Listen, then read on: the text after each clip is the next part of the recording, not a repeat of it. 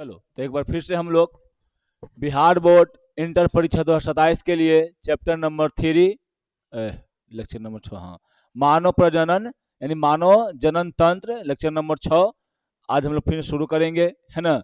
इसमें हम लोग जो है खत्म क्या कर चुके थे जी, पुरुष जनन अंग पूरा खत्म कर चुके थे। मादा जनन अंग में भी हम लोग बहुत सारा खत्म कर चुके थे, है ना। हम लोग जैसे में बाह्य अंग और आंतरिक, जैसे में देखो मादा जनन अंग में हम लोग देख लिए थे कि मादा जनन अंग क्या होता है, उसका प्राथमिक अंग कौन होता है ना। कुछ सहायक भी थे, ठीक। मादा जनन अंग में कुछ आंतरिक अंग होते हैं और कुछ बाहरी अंग होते हैं, है ना। तो हम बताए थे कि लिबिया मेजोरा और लिबिया माइनोरा, है ना, ये बाहरी अंग होता है। एक क्लिक्टोरिस होता है जो कि पेनिस के समतुल्य होता है ना, एक उंगली नुमा वो रचना होता है, ठीक है। फिर उसके बाद हम ये बताए थे आंतरिक वाला में कि जैसे मैं यहाँ बताए थे क्या जी, फॉलोपियन ट्यूब बता दिए थे, अंडाशय बताए थे, फिर उसके बाद क्या उसको बोलते हैं, गर्भाशय बताए थे, ग्रीवा और योनि, है ना। ये सब हम 5 गो यहाँ पर बता चुके थे। और अंडाशय के बारे में हम लोग डिटेल से थोड़ा सा जान भी लिए थे, है ना, कि अंडाशय में क्या क्या होता है ना, कैसे अंडाणु का निर्माण होता है, उसका भी यहाँ पे हम लोग पढ़ रहे थे, है ना। इतना हम लोग पढ़ चुके थे, समझे। अब हम लोगों को आगे बढ़ना है। पहले हम थोड़ा सा अंडाशय में ही थोड़ा सा आप लोग को ले चलते हैं और उसके बाद थोड़ा सा आगे बढ़ाएंगे। फिर हम ये बताए थे कि अंडाशय जो होता है वो स्त्री जनन अंग का प्राथमिक ऑर्गन होता है, प्राथमिक अंग होता है, समझे। इसकी लंबाई चौड़ाई सब बता चुके थे। लंबाई 2 से 4 सेंटीमीटर, है ना। और क्या है, चौड़ाई 2 से 5 1 से 5 सेंटीमीटर और मोटाई इसका कितना 1 सेंटीमीटर होता है। हाँ 1.5, सॉरी 1.5 सेंटीमीटर। इतना हम लोग पढ़ चुके थे। फिर ये पढ़े थे कि प्रत्येक अंडाशय जो होता है संयोजी उत्तक के बना एक ट्यूनिका एल्बुजिना से क्या रहता है जी, ये घिरा हुआ रहता है। इस परत के नीचे क्या होता है, जनन एपिथेलियल का एक परत होता है और इससे हम इसके कोशिकाओं से क्या बनता है जी, अंडाणु विकसित होता है। ये भी हम आप लोगों को बता चुके थे। फिर उसके बाद बताए थे हमें कि अंडाशय के आंतरिक भाग तंतुओं एवं संयोजी ऊतक का बना होता है, जिसे हम लोग क्या बोलते हैं जी, स्ट्रोमा कहते हैं। और स्ट्रोमा भी आगे विकसित करके बहुत सारे चीजों को बनाने का काम करता है। जनन एपिथेलियम के कई कोशिकाएं स्ट्रोमा में जाकर पुटकों का निर्माण करता है। बता दो ना किसका निर्माण करता है जी, स्ट्रोमा पुटकों का निर्माण करता है, यानी फॉलिकल्स का निर्माण करता है। किसका निर्माण करता है जी, पुटको यानी फॉलिकल्स का निर्माण ये करता है। इससे एक कोशिका बड़ी होकर क्या करता है जी, अंड कोशिका यानी बनाती है। फिर ग्रेन्युलोस कोशिकाओं से घिर कर प्राथमिक पुटक का निर्माण ये करता है, समझे। याद रखिएगा ये क्या करता है जी, ये जो कोशिका यानी पुटक जो होता है ये अंड कोशिका बनाती है और ये बनाकर ग्रेनुलेसा कोशिका से घिरा हुआ रहता है। और ये कौन सा किसका निर्माण करता है जी, प्राथमिक कोशिका का निर्माण करता है। हाँ वही प्राथमिक पुटक कोशिका का निर्माण करता है, ये हम आपको बता चुके थे। प्राथमिक पुटक कोशिका विभाजन होती है और 2 स्तर के अंड कोशिका का मतलब दो स्तर के अंड कोशिका को घेर कर द्वितीय पुटक यानी सेकेंडरी फॉलिकल से बनाती है। अब यह स्ट्रोमा के ऊपरी भाग में आता है। कहाँ आता है जी, स्ट्रोमा के अब ऊपरी भाग में आ जाएगा और ऊपरी भाग में आकर इसमें एक क्षेत्र बनता है जिसे हम लोग क्या बोलते हैं जी, एंड्रटम बोलते हैं, है ना। एंड्रटम कहते हैं। इसमें एक द्रव रहता है और इस द्रव को क्या कहते हैं जी, पुटिका द्रव कहते हैं। इसको हम आप लोग को फिगर पार के भी दिखा दिए थे। और ये पुटिका द्रव के कारण ही क्या होता है जी, उसमें जो क्या बोल सकते हैं, अंड जो होता है यानी अंडा जो होता है वो एक तरफ क्या करता है जो वो खिसक जाता है यानी वो साइड हो जाता है ना। फिर उसके बाद क्या है यहाँ पे कि कोशिकाओं से इस समूह को हम लोग क्या बोलते हैं जी, डिस्कस प्रोलीजेरस इसको कहते हैं, है ना। अंड अंड को घेरे एक अकोशिकीय परत होती है जिसको हम लोग क्या बोलते हैं जी, जोना पेलुसिडा। जो अंड ओभम होता है ना, उस ओभम के चारों ओर क्या रहता है जी, एगो जोना पेलुसिडा नामक एगो रचना होता है, जो कि बहुत ही क्या होता है जी, से बोल रहे हैं ना, जोना पेलुसिडा, यानी जो जोना पेलुसिडा नामक एगो रचना होता है, जो कि ओभम को क्या करता है जी, वहां पे सुरक्षा प्रदान करने में काम करता है। ठीक है, तो ये सब हम आप लोगों को पूरी तरह से पढ़ा चुके थे। परिपक्व पुटक को ग्राफिक पुटक यानी ग्राफियन फॉलिकल से कहते हैं, जो आगे जाके क्या करता है जी, अंडाशय यानी अंडाशय की बाहरी सतह से के निकट खिसक जाता है ना। हाँ, खिसक जाता है चाहे खिसक आता है, बताओ तो एक ही है ना, समझे। यानी यहां पर देखिए फिगर में आप देखिए, तो फिगर में आप क्या देखिएगा जी, कि यहां से आपको यहां से निर्माण होना शुरू हो जाता है, प्राथमिक पुटक का निर्माण होगा, सेकेंडरी पुटक का निर्माण होगा, फिर यहाँ पर द्रव भरेगा, द्रव भरते भरते देखो इधर में क्या हो गया जी, ये जो अंड है ना, अंडाणु जो है वो ओवम जो है वो खिसकता हुआ उधर जा रहा है, और चारों तरफ से जोना पेलुसिडा नामक रचना से जुड़ा हुआ रहता है। यहाँ पर तृतीय पुटक का निर्माण हो जाता है। तृतीय पुटक जो होता है वो क्या करते हैं, विकसित होकर क्या बनता है, ग्राफी पुटक यानी ग्राफियन फॉलिकल्स बन जाता है। एकरा में यहाँ पे हो जाता है, यहाँ पे देखो ये अंड आराम से इधर खिसक गया, एकरा में कौन सा द्रव भरा हुआ है जी, हाँ, पुटिका द्रव भरा हुआ है, पुटिका द्रव भरा हुआ है। और ये पुटिका द्रव से फिर क्या करेगा, फिर ये जो है दीवार जो है, नहीं वाला दीवार, ये दीवार रैप्चर करेगा, और रैप्चर करके क्या बन जाएगा जी, एगो अंडाणु का निर्माण कर लेगा। फिर बताए थे कि पीला हो जाता है, और पीला होके क्या करता है जी, एगो अंतःस्रावी ग्रंथि का काम करता है। कौन से करता है जी, अंत विहानता स्रावी, अंतःस्रावी ग्रंथि का क्या करता है जी, काम करता है। इसको हम लोग क्या बोलते हैं, कार्पस ल्यूटियम में बदल जाता है। किसमें बदल जाता है जी, कार्पस ल्यूटियम यानी पीत पिंड में बदल जाता है, कार्पस ल्यूटियम यानी पीत पिंड में बदल जाता है। ठीक है, ये हम आप लोग को यहाँ पर बता चुके थे, समझे ना, कि अंत निरस्तन यानी के बाद पुटक, यानी जब अंड जो होता है वो बाहर जब निकल जाता है, अंड जब होता है ग्राफियन फॉलिकल से क्या हो जाएगा, छोटे बाहर निकल जाएगा, तब उसके बाद क्या होगा, यहाँ पर एगो पीले रंग की एक रचना बनती है। इस रचना को हम लोग क्या बोलते हैं जी, यहाँ पर पुटक कोशिका यानी पीतिका कोशिका में ल्यूटीन सेल में परिवर्तित हो जाता है। अब ग्राफियन फॉलिकल्स किस में बदल गया जी, पुटक यानी कोशीय यानी पुटक कोशिकाएं यानी पितिका पितिका कोशिकाएं में यहाँ पे बन गया है, यानी ल्यूटिजिन सेल में परिवर्तित हो चुका है।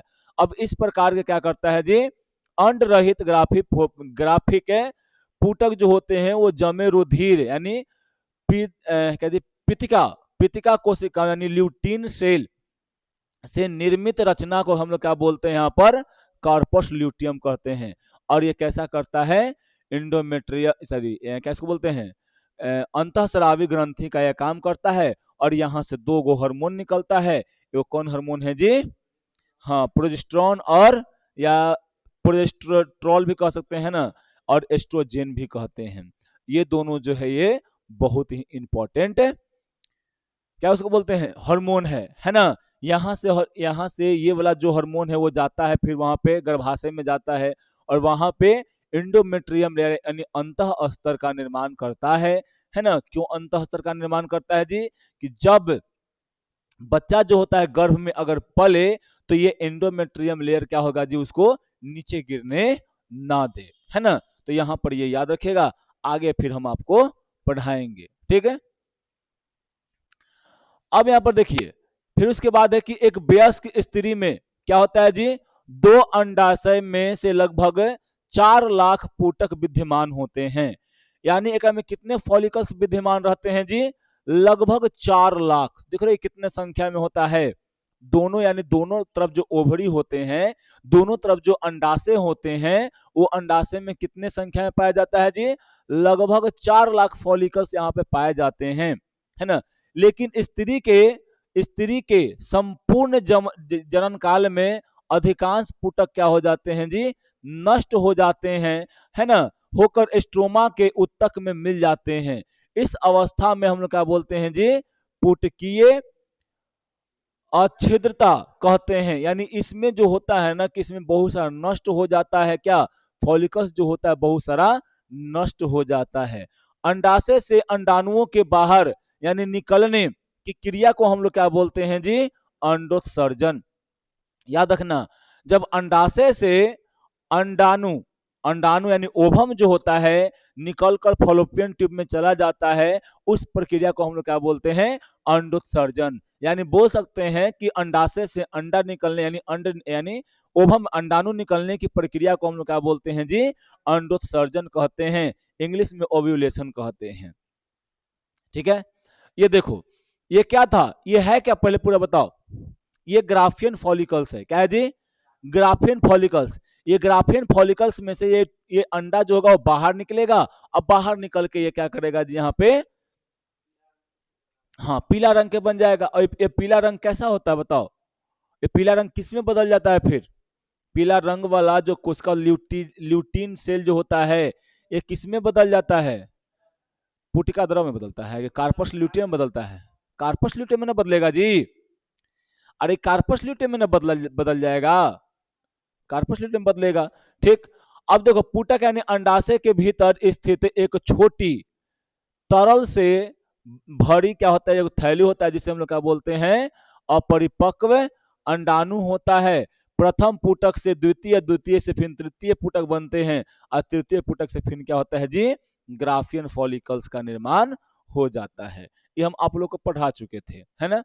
अब देखिए अंडाणु निकलता कब है, अंडाणु आखिर निकलने का कोई अवधि होगा ना, समय होगा ना, कब निकलता है।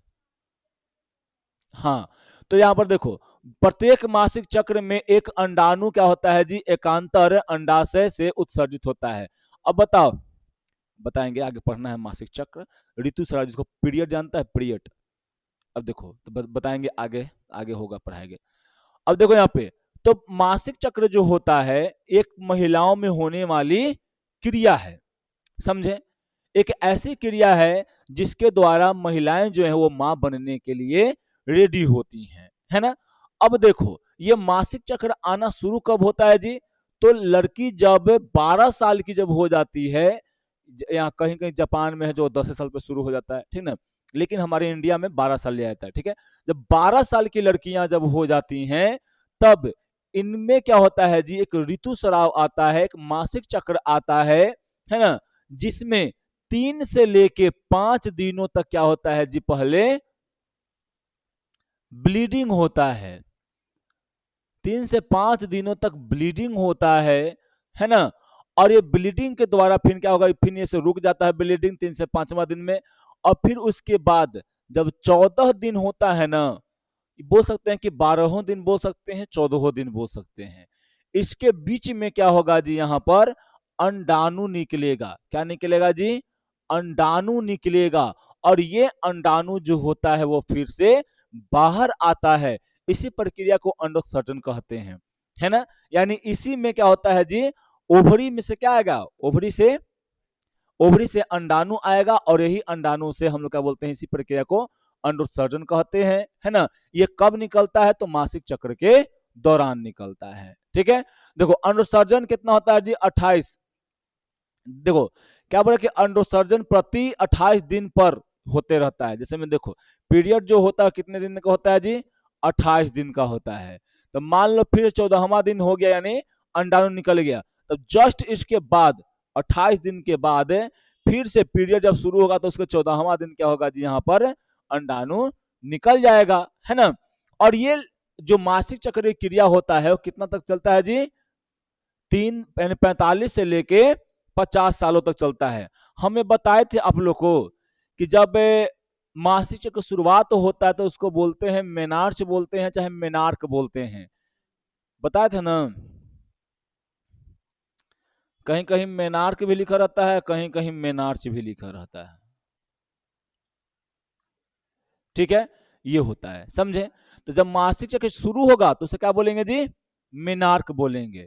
जब स्टार्ट जब चलते रहेगा, जब जैसी महिलाएं 50 या 45 के बाद जब जाती हैं एज में, तब उनमें क्या होता है जी, मासिक चक्र रुक जाता है। ठीक, तो उस अवस्था को हम लोग क्या बोलते हैं जी, मीनोपॉज बोलते हैं। मीनो मीनो मेनो पाउच। क्या? पुरुष में पहला बात कि मासिक चक्र तो होता ही नहीं है। क्या? नहीं होता है, पुरुष में मासिक चक्र होगा ही नहीं। तो किशोरावस्था में यौना आरंभ में होता है, समझा, वो एक अलग प्रक्रिया है, लेकिन एक मासिक चक्र एक अलग प्रक्रिया है। ठीक, अब यहाँ पर देखो, तो इसे क्या बोलते हैं जी, मीनो पाउच बोलो चाहे मीनो पाउच बोलो, ठीक है। तो याद रखना कितना साल तक होता है जी यहाँ पे, 40 से 45 तक तो होता है। साल कितना में शुरू हो जाता है जी, ठीक है ना। अब यहाँ पर देखो, ये अपने जीवन काल में लगभग ना 400 से 500 अंडाणु को क्या करते हैं जी, निकालते हैं, है ना। क्या? हाँ वही, 4 से 450 तक, है ना। जैसे में देखो, मान लो कि कितना 12 साल में शुरू हुआ, है ना, तो 12 साल में और कितना, मान लो कि 45 साल में बंद हो, सॉरी क्या इसको बोलते हैं, 50 साल में इसमें मतलब खत्म हो गया, 50 साल में ये खत्म हो गया। ठीक, तो इसके बीच का अवधि कितना आ गया, लगभग 48 साल। तो एक साल में कितने महीने, 12 महीना। तो एक साल, एक महीना में एक अंडाणु निकलता है, तो एक में से 12 से कर दो गुना, तो अगर इतना होगा तो तुम्हें कितना कितना निकल जाता है जी, 400 लगभग 56 आएगा। कितना आएगा, 400। तो इसी का साथ ही 400, अब मान लो कितना के 45 साल में हो गया, तो उसको 400 के एवरेज में आ जाएगा। तो इसीलिए कहा जाता है कि 400 से 450 के बीच में वो स्रावित होता है एक महिला के जीवन काल में अंडा। ठीक है, यानी अंडा, यानी अंडा बोल सकते हैं, यानी अंडाणु बोल सकते हैं। समझ में आया, बताओ। अब देखो, पुटकीय आच्छादित के समय पुटक क्या है, पुटक कोशिकाएं एवं अंडोत्सर्ग क्या है, अंडोत्सर्ग सॉरी अंड कोशिकाएं यानी oocyte नष्ट हो जाने से भी स्ट्रोमा से बना एक पुटक के चारों ओर स्थित कुछ थिकल यानी थिकल कोशिकाएं मिलकर क्या बनाता है, जहां पर अंतराली कोशिकाएं बनाते हैं, और ये अंतराली कोशिकाएं जो होती हैं वो एंड्रोजन का स्रावित करने में काम करता है। ठीक, अब यहां पर देखो, पुटकीय आच्छादित यानी फॉलिकल क्या, फॉलिक्यूलर, हाँ वही है, अच्छिद्रता। पुटकीय अच्छिद्रता यानी फॉलिक्यूलर एस्ट्रिसिया, है ना, एक स्वाभाविक जैविक प्रक्रिया है जिसमें क्या होता है जी, अंडाशय के भीतर पुटक यानी फॉलिकल विकसित होने से पहले ही क्या हो जाते हैं, नष्ट हो जाते हैं। पुटकीय अच्छिद्रता क्या है जी, याद रखना कि जब अंडाशय के भीतर में जो फॉलिकल्स है ना, ये फॉलिकल्स जो होता है का निर्माण होता है, और निर्माण होने से पहले ही बहुत सारे पुटक जो होते हैं यानी फॉलिकल्स जो होते हैं वो नष्ट हो जाते हैं, खराब हो जाते हैं। उसी प्रक्रिया को हम लोग क्या कहते हैं जी, पुटकीय अच्छिद्रता कहते हैं। जन्म के समय में एक महिला में कितना होता है जी, लाखों, कितना होता है, लाखों के में होता है ना, पुटक होते हैं लाखों में। लेकिन जैसे ही वो पुटकीय अच्छिद्रता के कारण क्या होता है, जैसे यौन आरंभ होता है यानी अंडाणु का जब निर्माण होने लगता है, तब पुटक क्या होते हैं जी, यानी फॉलिकल जो होते हैं वो नष्ट होते हैं, और जैसे ही नष्ट होते रहते हैं तब वो केवल कितने बच जाते हैं, 60,000 से 80,000 यहाँ पर बच जाते हैं, है ना। लगभग में अप्रोक्सीमेटली होता है ये सब, समझी। ये कोई एथी नहीं रहता है कि एकदम फिक्स करके यहाँ पर देता है ना, क्योंकि यहाँ पर देखो एक रेशियो निकालता है लोग, और रेशियो के द्वारा यहाँ पर चलता है ना, समझे। तो याद रहेगा ना इतना, बताओ, ये इतना क्या था जी, अंडाणु के भाग था, अंडाणु वाला इतना हम लोग पढ़ लिए, समझे। अब हम लोग क्या पढ़ना है जी, आगे एक और हम लोग जानते हैं, पढ़े हैं कि यहां पर अंडाशय के बाद क्या होता है जी, ये अंडाशय था, है ना, ये अंडाशय है। अंडाशय के बाद क्या आएगा, फॉलोपियन ट्यूब। उसके बाद गर्भाशय, उसके बाद ग्रीवा और उसके बाद योनि होगा। ठीक है, तो देखिए यहां पे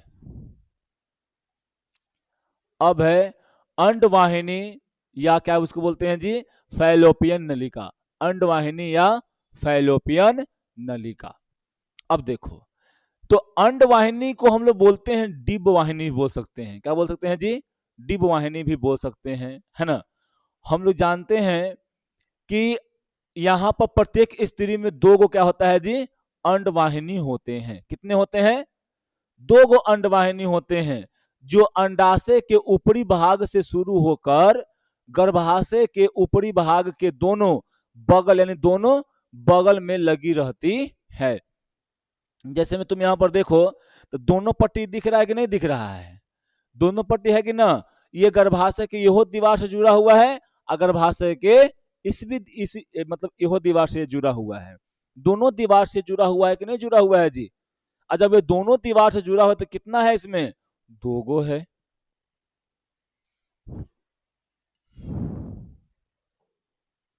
ठीक है, प्रत्येक नलिका क्या होता है जी, शीर्ष भाग पर उंगली। यहां पर देखो, हम लोग यहाँ पे पहले बना लेते हैं।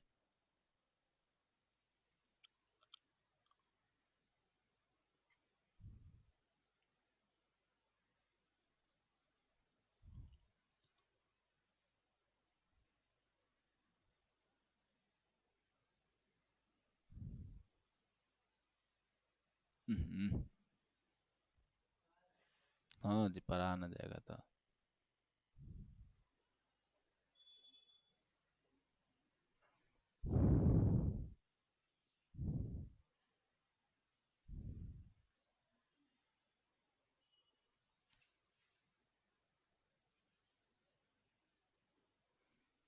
लग रहा है कि सूत रहा है जी। तू न करा तो सोता है।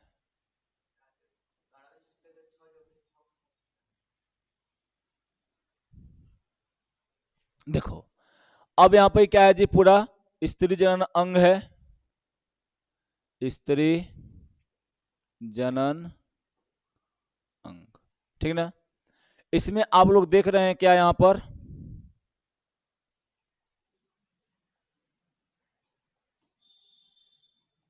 देखो, यहां पर ये तो क्या है, ये अंडाशय है। ये क्या है जी, अंडाशय।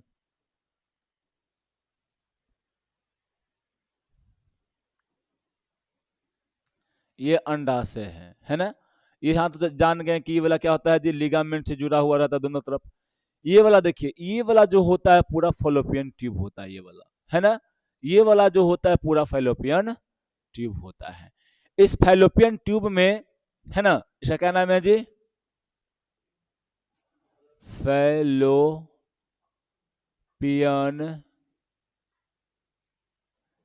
ट्यूब। इसको बोलते हैं अंडवाहिनी, अंडवाहिनी, है ना। अब देखो, अंडवाहिनी अभी पढ़ना है, तो अंडवाहिनी में कितने भाग होते हैं, तो अंडवाहिनी में तीन गो भाग होता है। इस भाग को क्या कहते हैं,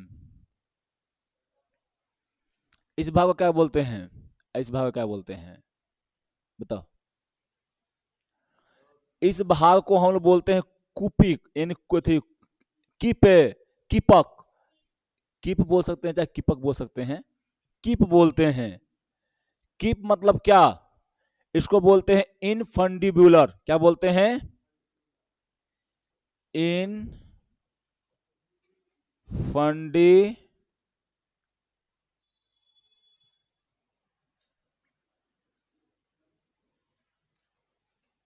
ब्यू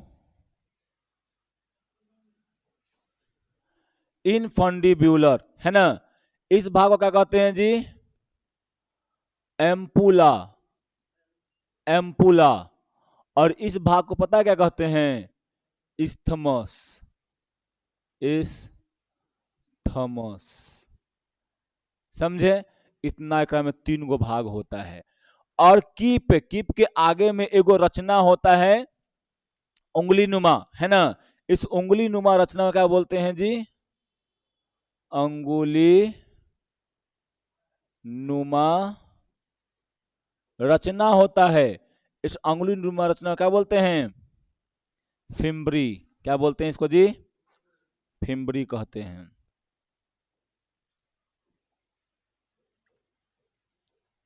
फिम्बरी, समझे ना? अब यहाँ पर चलते हैं आगे में देखते हैं पहले क्या होता है यहाँ पर जी? फिम्बरी होता है ना? यहाँ पे अंगुली नुमा रचना जो होता है उसको फिम्बरी कहते हैं। अब देखो अंडाणु जब अंडाशय से बाहर निकलता है तब फिम्बरी क्या करता है, जिसको पकड़ लेता है और पकड़ कर क्या करता है उसको जी अंडवाहिनी में यानी फॉलोपियन ट्यूब में उसको भेजने का काम करता है। अंडवाहिनी जो होता है वो कितना जी? 10 से लेके 12 सेंटीमीटर लंबी होती है एवं इसकी दीवार जो होता है वो मांसल एवं संकुचनशील होता है तथा भीतर में क्या होता है ना जी, इसके भीतर के स्तर पर ये सिलिया मौजूद होता है। सिलिया जाना होगा, पढ़ा होगा पैरामीशियम, तो सिलिया जो होता है वो ऐसे ऐसे सिलिया एकदम रेशा की तरह होता है। सिलिया जानते हैं ना छोटी सिलिया? तो ये सिलिया होता है जो अंडाणु को आगे बढ़ाने में मदद करता है। समझे? बताओ अंडाणु को फॉलोपियन ट्यूब में आगे में बढ़ाने का काम कौन करता है? सिलिया करता है ना? जब अंडाशय से अंडाणु निकलता है तब बताओ यहाँ पर कि जब अंडाशय से अंडाणु निकलता है तब उसको पकड़ने का काम कौन करता है? फिम्बरी। कौन काम करता है जी? फिम्बरी। फिम्बरी कौन से भाग से जुड़ा हुआ रहता है? इनफंडिबुलर। क्या किससे जुड़ा रहता है जी? कीप बोलो चाहे इनफंडिबुलर से जुड़ा हुआ रहता है ना? अब देखो यहाँ पे कि अंडवाहिनी या फॉलोपियन नलिकाएं निषेचन का स्थान होता है। किसका स्थान होता है जी? निषेचन का स्थान होता है, जो शुक्राणु और अंडाणु वहां पर मिलकर वो निषेचन क्रिया करता है ना? ब्लॉक होने पर देखो, जब मान लो कि अंडवाहिनी ब्लॉक हो जाएगा, ब्लॉक मतलब जाम हो जाएगा, तब क्या होता है जी? वैसे मान लो कोई स्त्री है, उस स्त्री के अंड जो होगा, सॉरी अंडवाहिनी जो होगा यानी फॉलोपियन ट्यूब जो होगा वो ब्लॉक कर जाएगा, जाम कर जाएगा। तब उसको हम क्या बोलेंगे जी? कि उस स्थिति में क्या हो जाता है? बांझपन की मतलब लक्षण चला आता है। ये ट्यूब ब्लॉकेज क्या होता है जी? देखो संक्रमण कैसे होता है? कुछ संक्रमण हो जाएगा है ना, चाहे उसमें सूजन हो जाएगा, तब तब उसको में क्या होगा जी छोटी, यहाँ पे चाहे कोई सर्जरी करके ट्यूब को अवरुद्ध कर दिया जाएगा है ना, तब होता है ट्यूब ब्लॉकेज। यानी क्या बोलते हैं उसको? नसबंदी जिसको बोलते हैं, नसबंदी कराना है ना। तो या तो सर्जरी करके उस ट्यूब को बांध दिया जाता है ना, या उसको में क्या हो, संक्रमण कुछ हो गया या सूजन हो गया, तब क्या होता है जी? बांझपन वाला लक्षण दिखने को मिलता है। कोई महिला जो होती है वो अपना क्या करा थी, क्या कहते हैं जी? ऑपरेशन, जिसको हम बोलते हैं कि ऑपरेशन करा लेके है ना, अब उसको बच्चा नहीं होगा, तो मतलब क्या करा ली? नसबंदी करा ली है ना। अब वो नसबंदी में क्या होता है जी? फॉलोपियन ट्यूब को काट के अलग अलग जोड़ दिया जाता है ना, अलग अलग उसको बांध दिया जाता है, या उसको मतलब उसको अलग कर दिया जाता है। हाँ कभी कभी होता है ना कि वो फॉलोपियन ट्यूब को अच्छा से नहीं बांधने पर वो आपस में फिर जुड़ भी जाते हैं। समझी? बहुत सारे क्रियाओं में ऐसा देखने को मिल चुका है, या फिर उसको बाद में सर्जरी के द्वारा फिर उसको जोड़ा भी जा सकता है ना।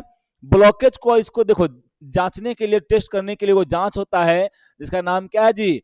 HSG होता है। इस जांच को कराने पर पता चलता है कैसा ब्लॉकेज है। समझे ना? और ये ब्लॉकेज कभी कभी क्या कर जाता है जी? कैंसर का भी रूप धारण कर लेता है। अगर संक्रमण के द्वारा अगर होता है, क्या उसको बोलेंगे, अगर संक्रमण के द्वारा अगर यहाँ पर कीप में यानी अंडवाहिनी में अगर जाम होता है, अवरुद्ध उत्पन्न होता है, तब वैसे स्थिति में क्या होता है जी? कैंसर का भी वो रूप ले सकता है है ना, और बड़े खतरनाक होता है। ठीक है, अब देखो अंडाशय के ठीक पास वाला जो डिंबवाहिनी, यानी डिंबवाहिनी ये बोल सकते हैं, या अंडवाहिनी बोल सकते हैं, या उसको फैलोपियन ट्यूब बोलो, का हिस्सा कीप के आकार का होता है। कैसा आकार होता है जी? कीप के आकार का होता है। उसको कीपक कहते हैं। क्या बोलते हैं उसको जी? कीपक, यानी इनफंडिब्यूलर कहते हैं। अभी बताए थे ना यहाँ पे कि इस वाले भाग को क्या कहते हैं जी? कीपक। क्या बोलते हैं इसको? कीपक कहते हैं है ना, यानी इनफंडी ब्यूलर कहते हैं। ठीक है, चाहे इनफंडिब्यूलम, इनफंडिब्यूलर चाहे इनफंडिब्यूलम कहते हैं। याद रहेगा ना, बताओ।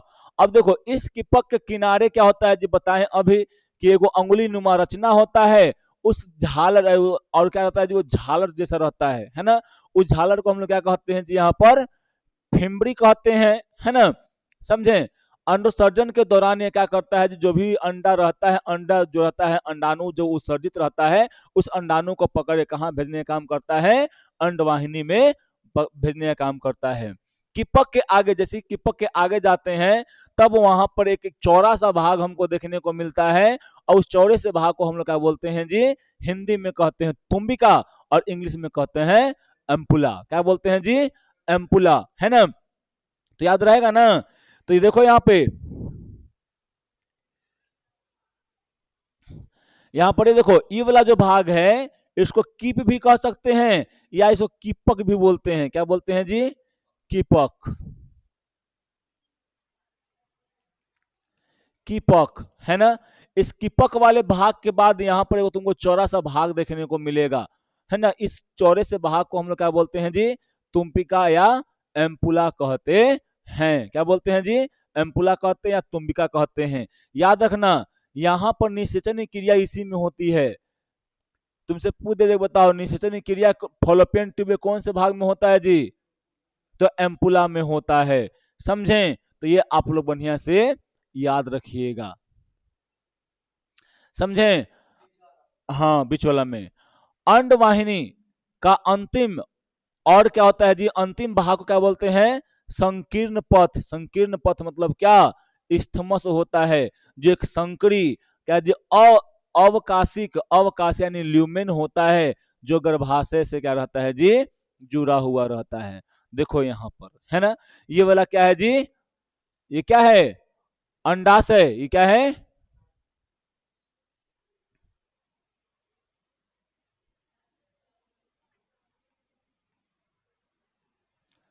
ये अंडाशय है। ये वाला क्या है, आगे में है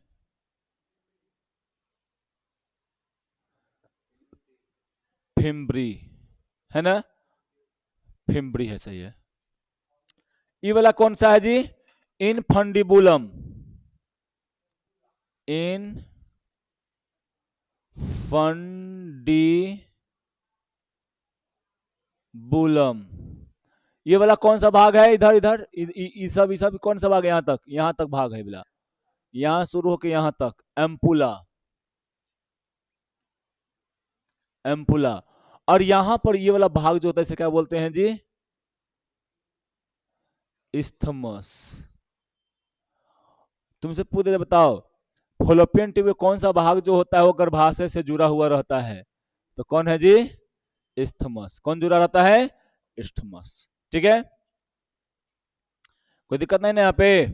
अब देखो क्या है कि यहाँ पे ओव्यूलेशन यानी अंडसर्जन के दौरान फोलोपियन ट्यूब के अंत में स्थित एक उंगली नुमा रचना फिम्बरी है, उस वही क्या करता है जी, यहाँ पे देखो, यहाँ से जैसे यहाँ से निकला, ये क्या निकला, अंडाणु निकला, और लगले पासे में रहता है, जैसे ही पास में फटाक से खींच लेता है इसको और अपने में रख लेता है। समझी, ये होता है तुमको इसका काम, और फोलोपियन ट्यूब में अंदर में भेज देता है। समझे। अब देखो यहाँ पे कीपक यानी इनफंडिबुलम मादा प्रजनन प्रणाली में डिब वाहिनी यानी नलिका यानी फैलोपियन ट्यूब का अंडाशय के पास स्थित कीप के आकार का दूरस्थ सिरा होता है। यानी यहाँ पर क्या होता है, जो सिरा होता है जहां पर निषेचन की प्रक्रिया भी होती है, सॉरी कीपक में ना, वहां पे क्या होता है जी, वहां पे फिम्बरी से, वहां पर फिम्बरी के पास रहता है, अंडाशय थोड़ा सा उधर रहता है, वहां पर अथी इनफंडिब्यूलम के पास में निषेचन नहीं होता है। ओकरा आगे कौन जुड़ा रहता है जी, इनफंडिबुलर के आगे कौन रहता है, फिम्बरी रहता है ना। अब उसके बाद देखो, अब इधर जाइए, अब उसके बाद जो है इनफंडिबुलर के पीछे जाते हैं, यानी इधर में आते हैं, अगर भाषा की तरफ में आते हैं तो वहां पे कौन होता है जी, एम्पुला होता है ना, तुम्बिका यानी एम्पुला। ये महिला प्रजनन तंत्र में ट्यूब यानी फैलोपियन ट्यूब में सबसे लंबा और क्या होता है जी, चौड़ा भाग होता है, जो क्या करता है कीपक यानी यहाँ से कीपक और संकीर्ण यानी इस्थमस भाग में के बीच में ये रहता है। और इसमें क्या मुख्य काम क्या होता है जी, अंडाणु को ग्रहण करना है ना, और शुक्राणु के साथ है उसका निषेचन करने की क्रिया में एक भाग लेता है। समझे? तो ये तुम्हारा क्या था, फैलोपियन ट्यूब। और ये तो जानने में करती है कि इस्थमस जो होता है किससे जुड़ा रहता है, वो गर्भाशय से जुड़ा हुआ रहता है। ये हम आप लोगों को बता चुके हैं। अब क्या उसके बाद है जी, गर्भाशय। तो देखो गर्भाशय क्या है, तो गर्भाशय केवल एक मतलब एक होता है। गर्भाशय ये नहीं, जैसे मैं अभी क्या था, फैलोपियन ट्यूब दो गो था दो गो, लेकिन गर्भाशय दो गो नहीं होता है, वो एक ही गो होता है ना। इसे हम लोग क्या बोलते हैं जी, बच्चा दानी भी कहते हैं, समझे ना, या गर्भ भी कहते हैं। इसको क्या बोलते हैं जिसको, गर्भ, है ना। या इसको हम एक भाषा में और बोलते हैं, एक और नाम इसका है उम्ब। क्या नाम है जी, उम्ब नाम है इसका। गर्भाशय का आकार उल्टी रखी जाए तो कैसा ही दिखेगा जी, नाशपाती के आकार। तो पूछ दिया जाता है कि गर्भाशय का आकार कैसा होता है, तो नाशपाती के आकार का होता है, समझे ना। यह कहाँ रहता है जी, श्रोणी गुहा से स्नायु, यानी स्नायु मतलब क्या, लिगामेंट क्या होता है जी, यहाँ पर लिगामेंट से जुड़ा हुआ रहता है। गर्भाशय थैली के पास एक पेशीय रचना होती है जो क्या होता है जी, मूत्राशय और मलाशय के बीच में श्रोणी गुहा में स्थित होता है। ये कहाँ रहता है गर्भाशय जी, मलाशय और मूत्राशय के बीच में होता है ना। देखिए ये यहां पर है, समझे। तो यहां पर देखिए ये क्या है जी, तो यहाँ पे टोटल क्या है, इला ये गर्भाशय है ना। यहीं पे बच्चे का डेवलपमेंट होता है, समझे ना। गर्भाशय एक पतली ग्रीवा द्वारा योनि में खुलता है, समझे ना। ग्रीवा की गुहा को हम लोग क्या बोलते हैं जी, ग्रीवा नाल कहते हैं, यानी सर्वाइकल कैनाल कहते हैं, जो योनि के पास में मिलकर जन्म यानी बर्थ कैनाल यहाँ पर होता है। बताए थे ना कि विजाइना में कितने भाग होते हैं, कितने नली होते हैं, दो गो नली होता है ना। यानी उसमें दो गो होल होता है, एक गो जो होता है पेशाब वाला होता है, यानी मूत्र बाहर निकलने वाला होता है, और एक गो क्या होता है जी, बच्चे को जन्म देने वाला होता है। तो उसमें बताए थे कि दो गो होता है, ठीक है।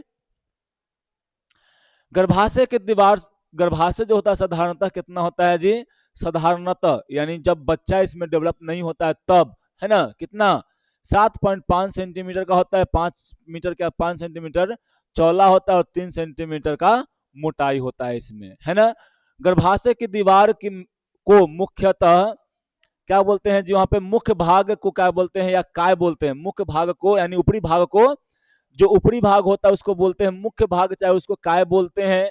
निचली भाग जो होता है उसको संकरा होता है, यानी छोटा होता है, यानी नैरो होता है, उसलिए उसको सर्विक्स भी कहते हैं, समझे। गर्भाशय की भीति तीन गो, मतलब देखो गर्भाशय की भीति उत्तर की 3 परत वाली होती है ना। कौन होता है जी, बाहरी पतली झिल्ली अस्तर को हम लोग क्या बोलते हैं, पेरीमेट्रियम बोलते हैं, है ना। या इसको क्या बोलते हैं जी, पेरी गर्भाशय यानी परिगर्भाशय। मध्य मोटी जो होता है और चिकनी पेशी जो होता है इसको क्या बोलते हैं हम लोग जी, गर्भाशय पेशी अस्तर बोलते हैं, इसको मायोमेट्रियम कहते हैं। और सबसे अंदर वाला होता है उसको क्या बोलते हैं जी, अंत अस्तर यानी एंडोमेट्रियम कहते हैं, है ना। जो अमाशय गुहा के को, हाँ वही गर्भाशय गुहा को क्या करता है जी, यहाँ पर अस्तरित करता है, यानी अस्तर बना के वहां रखता है। और याद रखना मासिक चक्र के दौरान यही अंत अस्तर यानी इंडोमेट्रियम लेयर जो होता है वो बार बार क्या करता है जी, वो टूट टूट के वो गिरता है ना। उसमें कुछ ब्लड भी होते हैं, समझे। तो ये तुम्हारा क्या था, गर्भाशय था। तो इसको और हम फिर क्या करेंगे जी, और कल एक में बताएंगे, है ना, और थोड़ा सा डिटेल में कल बताएंगे। आज के लिए इतना ही, फिर से कल हम लोग क्या पढ़ेंगे, थोड़ा सा गर्भाशय में देख लेंगे, है ना। फिर उसके बाद जो होता है सर्विक्स, योनि, और उसके बाद जो पढ़ाए थे बाहरी वाला जो होता है लिबिया में जो लिबिया में एनोरा, वो सब पढ़ लेंगे। उसके बाद क्या हो जाएगा तुम्हारा, लगभग नहीं लगभग लगभग मादा जनन तुम्हारा पूरा हो जाएगा, खत्म, समझे। तो चलते हैं, आज के लिए इतना ही रहने देते हैं। कल बता दे कल क्या पढ़ाएंगे, ठीक। तो थोड़ा सा अपने से भी पढ़ के आया कीजिए। और टाइम से आया कीजिए।